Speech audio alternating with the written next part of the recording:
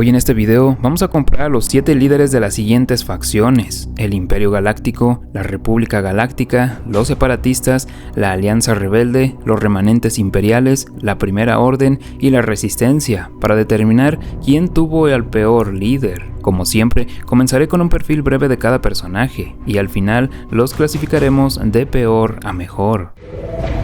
La República se va a reorganizar en el Imperio Galáctico más poderoso. Comencemos por el Emperador Palpatine del Imperio Galáctico. Pocas figuras han tenido tanto impacto como Palpatine, desde su rol como senador por Naboo hasta convertirse en el emperador absoluto de la galaxia. Su ascenso es una obra maestra de manipulación política y estrategia.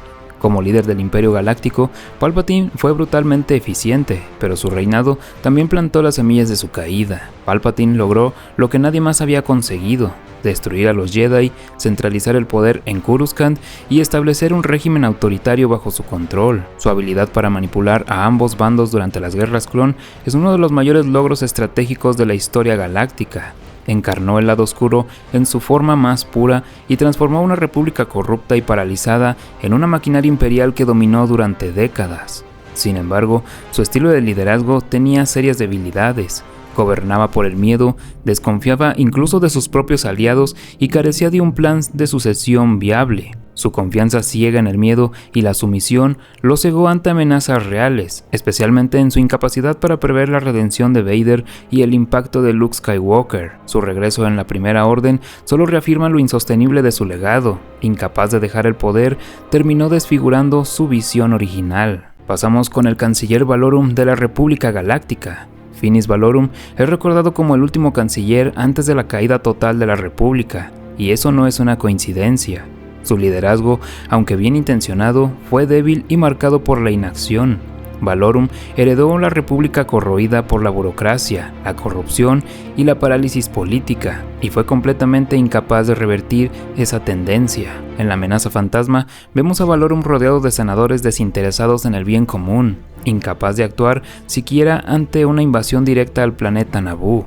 Esta pasividad fue explotada por Palpatine, quien orquestó su destitución sin mucha resistencia. Lo más trágico del caso de Valorum es que representa la decadencia institucional. No era malintencionado ni incompetente en el sentido clásico, pero simplemente no tenía el carácter ni la fuerza política para liderar una era que requería decisiones audaces. Fue víctima del sistema y símbolo de su fracaso. Cuando sus droides de combate se combinen con los suyos, tendremos el ejército más grande de la galaxia. Ahora tenemos al Conde Dooku de la Confederación de Sistemas Independientes. Dooku, también conocido como Darth Tyrannus, fue un líder separatista sumamente complejo. Políticamente, era un idealista desencantado con la República, y en un universo alterno pudo haber sido un reformador, pero al caer bajo la influencia de Darth Sidious, se convirtió en una herramienta del lado oscuro. Como líder de la Confederación, Dooku logró lo imposible: unir a miles de sistemas disidentes bajo una causa común. Militarmente, la Confederación era formidable, con tecnología avanzada, ejércitos droides masivos y genios como Pogli el Menor y Wat Tambor a su disposición. No obstante, su liderazgo fue una farsa. Toda la guerra era una pantomima diseñada por Sidious. Dooku no tenía verdadero control del conflicto ni del resultado. Además, falló catastróficamente en preparar una sucesión, subestimó a Anakin y murió creyendo que aún tenía valor para su maestro. Su legado es el de un títere trágico que confundió sus ideales con una causa falsa.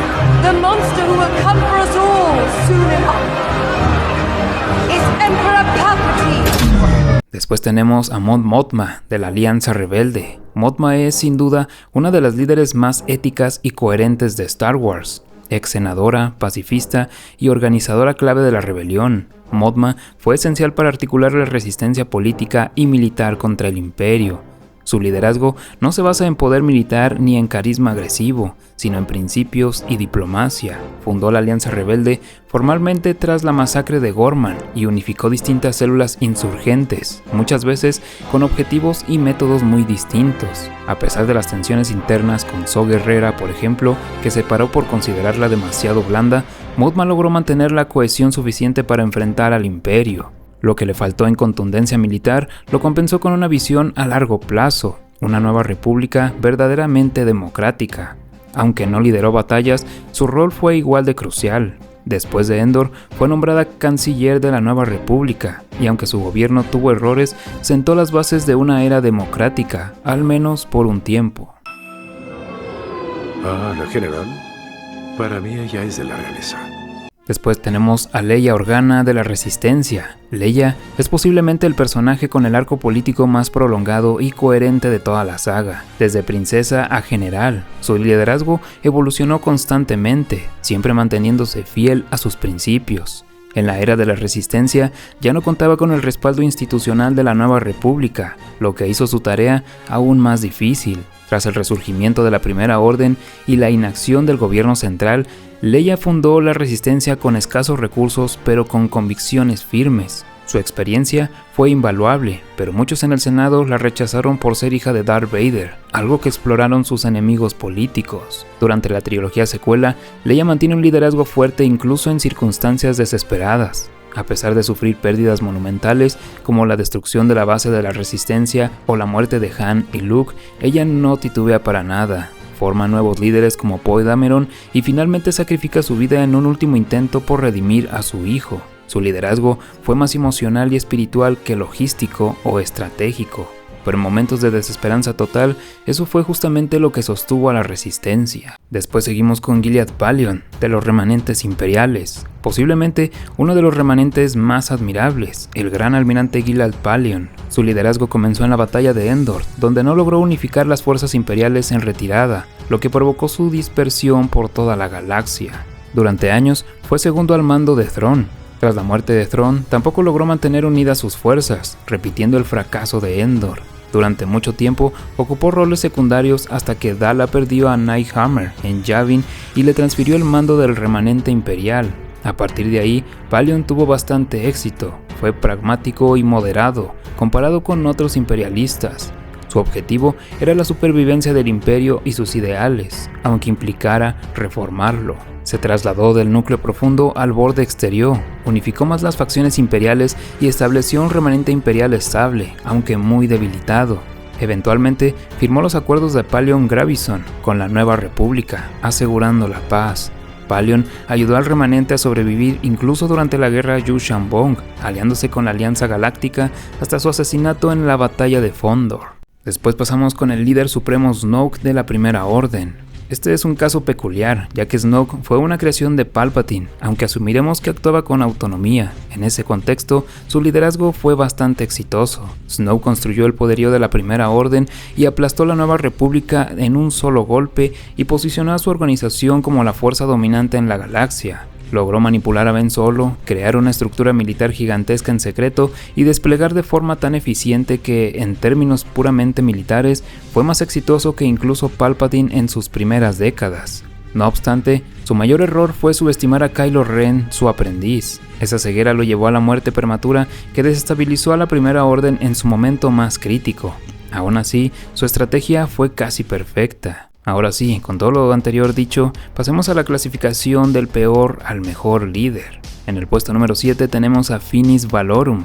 Era una buena persona, pero un pésimo líder. Fue incapaz de actuar cuando más se le necesitaba. En sexto lugar tenemos al Conde Dooku. Era idealista, pero fue engañado y solo usado como un peón. En quinto lugar tenemos a Leia Organa, una líder inspiradora en tiempos imposibles, pero con pocos logros estructurales duraderos. En cuarto lugar está Mod Mothma, una diplomática brillante y arquitecta de la Nueva República, con una visión clara y con buenos resultados. En tercer puesto está Snoke de la Primera Orden. Tuvo un liderazgo eficaz y casi aplasta a la República. Su único error fue no prever la traición de Kylo Ren. En segundo lugar tenemos a Gilead Palion. Tomó un imperio fragmentado y lo transformó en un estado estable. Fue pragmático, sensato y buscó la paz cuando fue necesario. Y en primer lugar tenemos al emperador Palpatine, el mejor estratega, aunque su legado fue una advertencia más que un triunfo. Como líder, llevó a cabo el mayor cambio de régimen en la historia galáctica. Y bueno, esta es solo mi opinión, por supuesto. Para ti, ¿cuál crees que es el peor y mejor líder? Déjame saber tu opinión en los comentarios. Y sin más, que pasen un buen día, tarde o noche. Que la fuerza los acompañe. Todo lo sucedido hasta la fecha ha sido de acuerdo con mis designios.